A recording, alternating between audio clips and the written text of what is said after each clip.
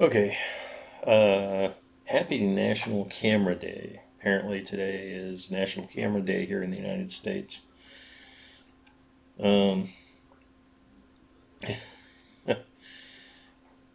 Also a reminder, um, July 1st, tomorrow, be drawing the name for our second camera drawing for a folding medium format camera.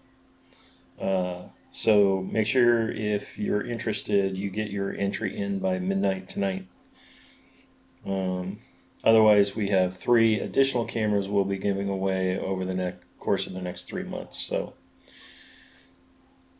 Um, and beyond that, a couple of things well, I guess one main topic for today. Um, but I will point out a couple of things just kind of as FYI. KEH has a 20% off sale on select merchandise. Now, they did not, they have no idea who I am. But wanted to mention that for anybody out there looking for some used gear. You have the rest of the day today and I think tomorrow. Um, and some of the other camera stores that are online are also offering some deals. So if you're looking to buy some camera gear, I'd highly recommend you shop today and tomorrow. Um, these are probably going to be some of the best times to buy outside of the normal stuff. All right. Uh, this is probably going to be somewhat a controversial subject, but I'm not going to get into the politics of it. Um, so, in the news media, we've had a lot of, we'll say, information and disinformation regarding cheap fakes, deep fakes, AI. Um, and this applies to photographers as well as videographers.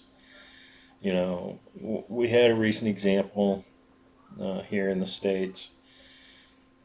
Somebody claimed a video was a cheap fake, and the harsh reality is their claim kind of backfired in their face a little bit. Um, and I'm not, like I said, I'm not going to cover the merits of what was said or what should have been said or any of that. But it does highlight an issue the photographers have had for a long time, um, and news organizations and things like that. Uh, you know Scandal around pictures posted by a royal family. Oh, these were edited. We can't post them. It's like, I'm pretty sure news agencies edit their photos that they get on a regular basis. So uh, take that for what it's worth. But in terms of photography, you know, particularly now that you have AI embedded in so many programs, and even before AI came about, you know, um, people who have skills with Photoshop quite easily replaced your sky with an entirely different sky. Now, there's a difference there because you're trying to create pretty pictures to sell and make money, and there's nothing wrong with that, unless there's the expectation of authenticity. So, uh, aspiring photographers and videographers, um, they probably need to take note that if you're just selling pretty pictures, um, you generally have as much creative freedom as you like. Um, and that's what people are going to pay you for. If you're doing like news related or documentary type stuff, how you edit matters. Um, and, you know, and there's a lot of photographers online who are popular, um, who do significantly more heavy editing than not.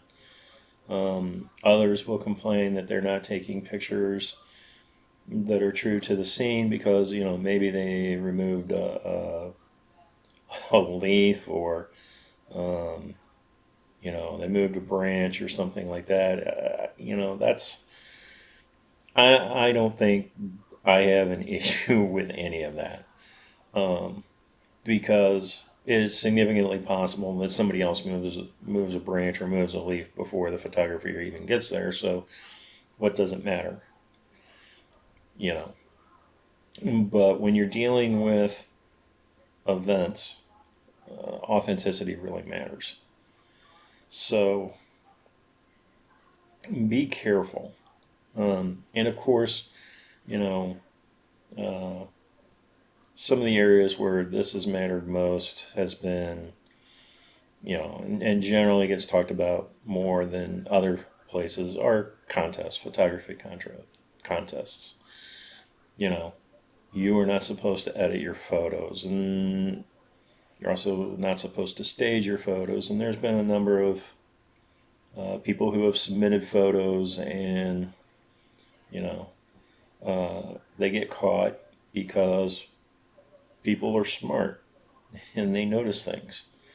Uh, Famously, there's one recent, I guess, in recent, it might be relative here, depending on when you watch this, but somebody won a contest for their photograph of a fox, um, and it was pretty quickly noticed that while the photograph was not faked, it was staged, you know, and it violated the terms of the contest.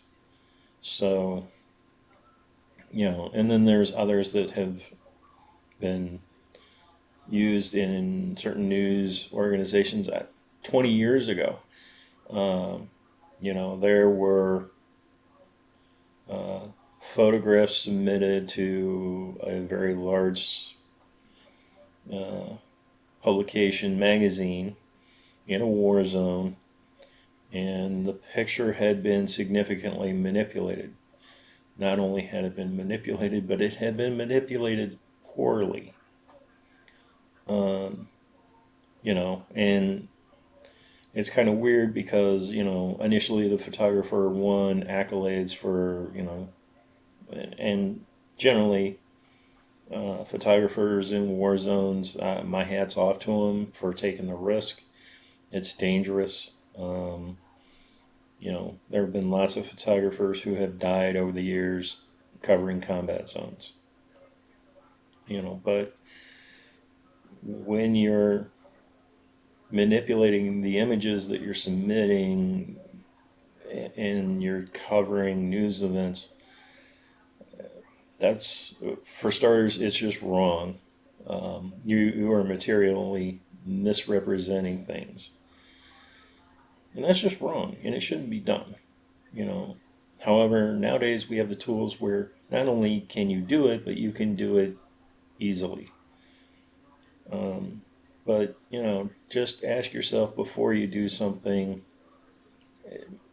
is it the right thing to do?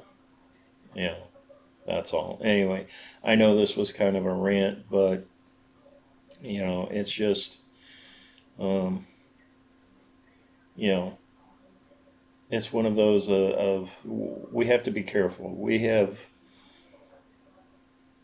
kind of a responsibility to do the right thing.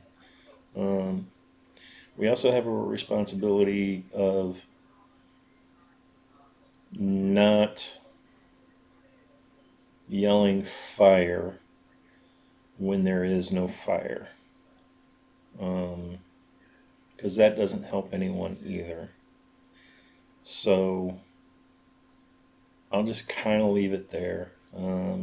Sorry, guys. That's just, like I said, this was kind of a rant, but I think it's kind of important that people think about this. And more importantly, people should talk about this. You know, people need to know some of this stuff's not okay.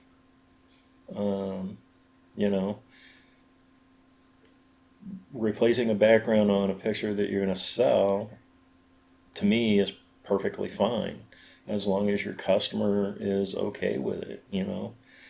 I don't see anything wrong with that.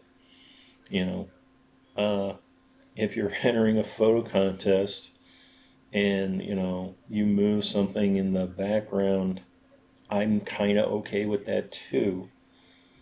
Um, Now, doing wildlife and using a trained animal, well, that's kind of different because you're misrepresenting what you're doing.